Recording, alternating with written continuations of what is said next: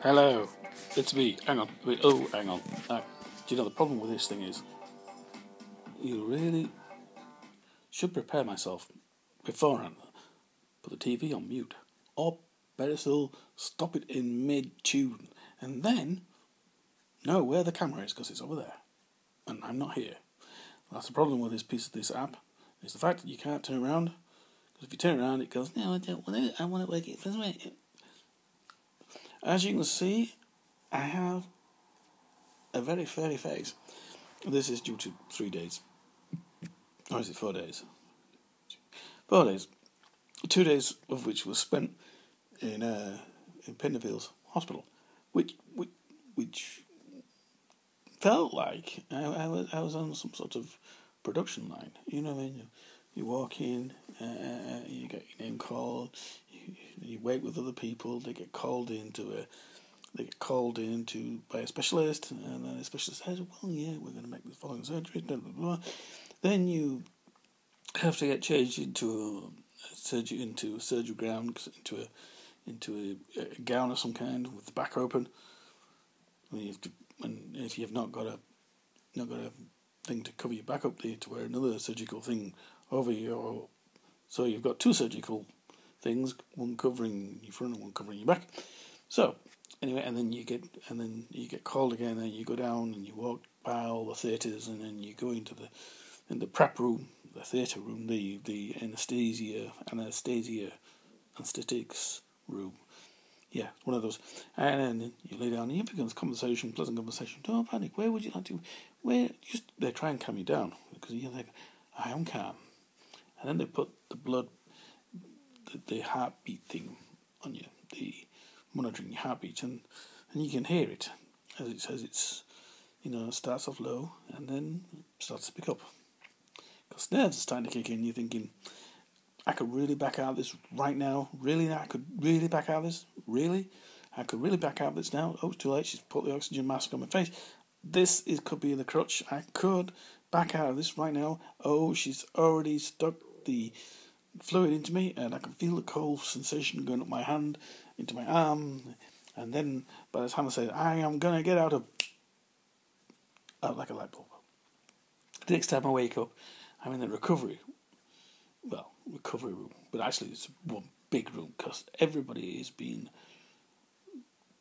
trolleyed out onto this long line of recovery beds, and it's all like, wow, it's like, oh, what happened? Where am I? Who am I? You look over, you see this guy who's jumping on a biscuit and saying, I cannot feel from my midriff down to my leg. And they did surgery and I was fully awake.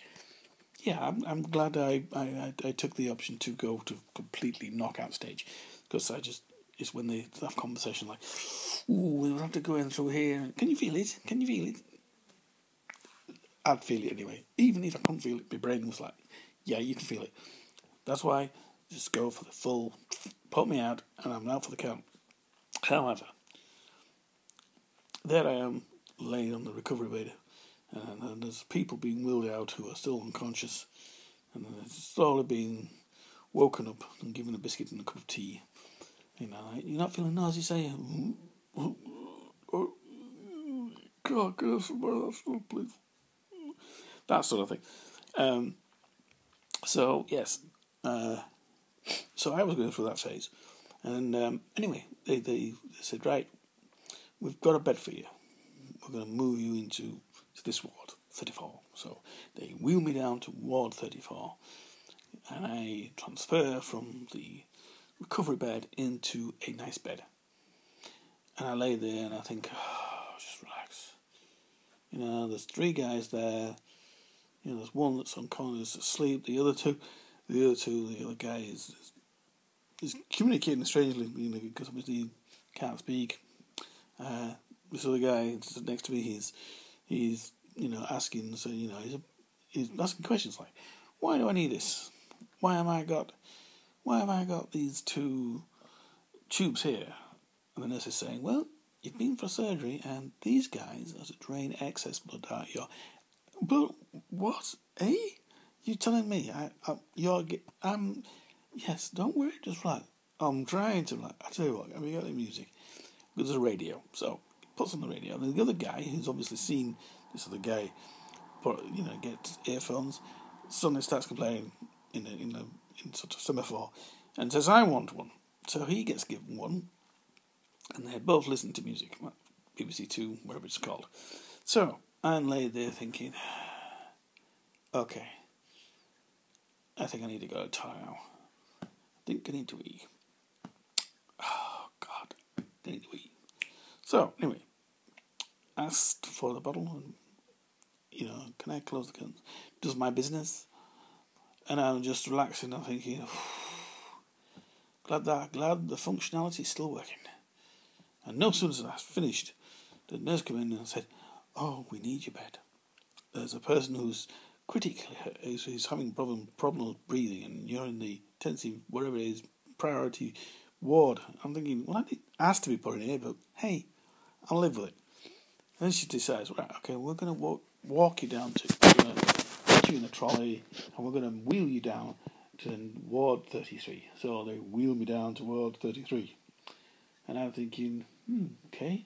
So they wheel me in. I said, "Oh, by the way, you've got a private ward. You've got a private, singular room." So I went, interesting. Room to my own, to myself. so